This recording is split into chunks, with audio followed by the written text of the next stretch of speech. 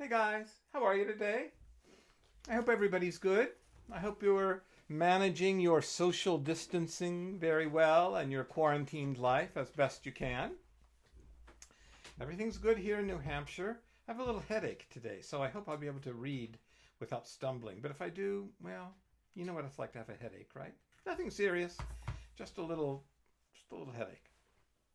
Well, what I wanted to talk about today is um, oh, I forgot to say Evangeline Mudd and the Golden Haired Apes. I forgot to say David Elliott. I forgot to say Andrea Wesson. I have a headache. Well, let's see. Oh, I know what I wanted to talk to you a little bit about today. This book was published in 2004. And I know that because if you look on, this is sometimes called the Library of Congress page because it's where all the Library of Congress information is. And you can see there, somewhere it says published 2004, copyright 2004. Well, let's see, it's 2020 now. So that's, if my arithmetic is right, that's 16 years, right? But that doesn't mean I wrote the book 16 years ago because I had to write the book first, right? Before it got published. And when I write a book, sometimes it looks like something like this. This is my new book. It's not in the world yet. So it looks like this. But somehow it has to go from looking like this to looking like a real book. It has to get a cover. It has to get it has to look like a book. All the pages have to be bound and printed. So from the time I finish the book that looks like this, and I send it digitally to my editor, that takes, then we go back and forth trying to get it as good as we can. Then it goes to the designer who decides what typeface it will be, how big the book will be, what the cover should look like. And the designer is working with the illustrator if the book is illustrated. And then once everything is done, then it all has to get checked again, and then it has to go to the printers. So that process from here to here takes about 2 years. So let's see, if the book was published in 2004, that must mean I sent it to my editor sometime in 2002. It can be 2 years, it can be a year and a half, something like that. So sometime in 2002. But that means when I sent it to my editor in 2002, I had already written it. So that means, I don't know how long it took me to write Evangeline Mudd, I can't remember. But let's say it took a year. I'm not sure if it did, but something like that. So that means I wrote the book in 2001. I sent it to my editor in 2002. It got published in 2004. And it's 2020 now. So altogether, I think that's about 19 years, right? And here's the thing. I haven't read Evangeline since it was published in 2004. Once my books are published, I don't really like to read them again. I'm not sure why that is. Usually I'm working on the next book. So I'm trying to put all my energy into that. So this is the first time I have read Evangeline Mudd in 16 years. And it's kind of fun for me and also a little bit strange because sometimes I forget what I wrote. And I think, oh, did I really write a chapter called Goo Goo Juice, which is today's chapter? Well, we better see what happened in chapter 18. They were in the jungle and they discovered some bulldozers that were knocking trees down. And those trees said, "Our Pickaflea and Company toothpicks are us." Chapter 19, Goo Goo Juice. "It's Rexy," Evangeline shouted over the noise of the trucks and the falling trees. "Yes," Dr. Pickaflea shouted back, "I'm afraid that it is." "That's what he meant in the letter when he said there won't be any jungle left," said Evangeline. "He's turning it into toothpicks. He's going to knock down all the trees and make toothpicks out of them." "Yes," said Dr. Pickaflea sadly, "it seems that he is." "We can't let him do that," Evangeline shouted. "We've got to stop him." I'm afraid we're too late, Evangeline, said Dr. Pickaflea. There's nothing we can do about it now, at least for the moment. Up to this point, Dadu had said nothing, but now he turned to Dr. Pickaflea and put his bundle on the ground. You wrongs, he said. You very most extremely wrongs. Dadu do some things. Dadu do some things right now.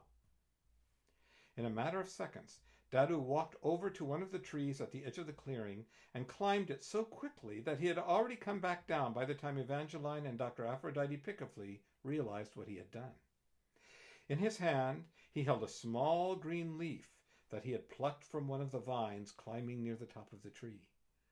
This he crushed between his thumb and forefinger. What's he doing? Evangeline asked Dr. Pickaflea. I'm not sure, Dr. Pickaflea replied, but I don't think I like it. Dadu continued to crush the leaf until it looked like he had a big blob of bright green toothpaste right in the middle of his palm. Next, he took his blowpipe from his shoulder and smeared the paste onto the tip of one of the long, slender darts that he had removed from its quiver. Dadu mads now, he said. Very extremely mads. Dr. Pickaflea looked alarmed. Now, Dadu, you mustn't, she said. You've given up all that, remember? Yes, said Evangeline quickly. Remember, you said that you were friendly now. No more trophies. But before Evangeline or Dr. Aphrodite Pickaflea could do anything to stop him, Dadu had lifted the blowpipe to his lips, puffed out his cheeks, and with a huge gust of air sent the dart flying. It flew through the air straight and true until it found its mark in Rexy Pickaflea's bottom. Rexy dropped the walkie-talkie and made a swat at his backside as if he had been stung by a bee. You've poisoned Rexy, shouted Evangeline. You've shot a poisoned dart into Rexy's bottom. Not poisons, Dadu replied, holding up his thumb and finger, which were still stained with the green paste. Goo-goo juice. Goo-goo juice? Evangeline asked. What's that? You watch now, said Dadu. Evangeline turned to see that Rexy was grinning from ear to ear, as if he were a kid whose costume had just won first prize in a Halloween parade. He was marching around in a tiny circle. Occasionally, he gave a skip. It looked almost as if he were making up a ridiculous little dance. Evangeline watched in fascination as the dance became more and more intricate. Rexy bobbed back and forth. He hopped on one leg and then on the other. He twirled around and around. And every so often, he would skip in a circle and then at the most unexpected moment hop into its center, as if there were other invisible dancers all about to do the same. To Evangeline, it looked like Rexy was trying to do the bunny hop and the hokey pokey at the same time. What's wrong with Rexy? She asked Dadu. Why is he acting like that? He goo-goos now, said Dadu, smiling. He dancing goo-goo dance. Rexy picked up the walkie-talkie and began to shout into it. The drivers of the bulldozers, under strict instructions to follow Rexy's every order, began to move the bulldozers in time to Rexy's commands. They went back. They went forth. They went fast. They went slow. They went around and around. But going around and around in the bulldozers made the drivers so dizzy that when, still following Rexy's instructions, they met in the middle, it was in one gigantic bulldozer crash. The bulldozers piled up on top of one another, smoking and grinding in a huge yellow tangle. Rexy ran over to the gigantic jumble. You guys are a riot, she giggled. You're hilarious. You crack me up. Let's do it again. And once more, he started the goo-goo dance. The drivers, unsure of what to do next, hopped out of the machines and formed a line behind him. Soon, they were all doing the goo-goo dance. He no more knocks trees today, said Dadu, picking up the bundle and putting it back on his head. But how long will he be goo-goo? Asked Evangeline. Will it be forever? Not forevers, Dadu replied. 2, maybe 3 hour. Then he be him ugly self again. And once he is himself, he'll realize what's happened. He won't be happy, said Dr. Pickaflea, her brow furrowed with worry.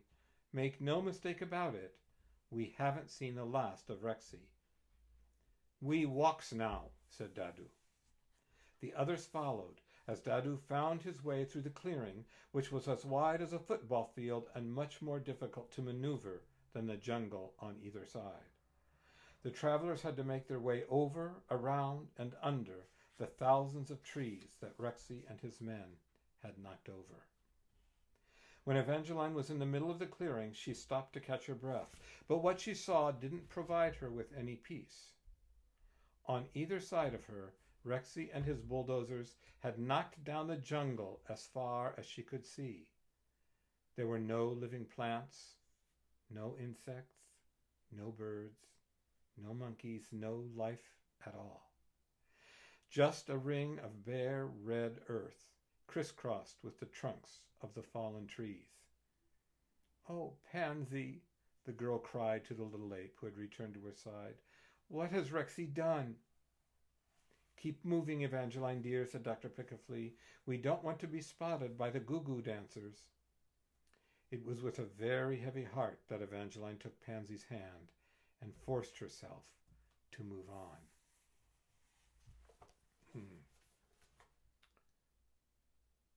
Well, that's kind of a strange chapter because it's both very silly and very serious. Silly because of the goo-goo dance, right?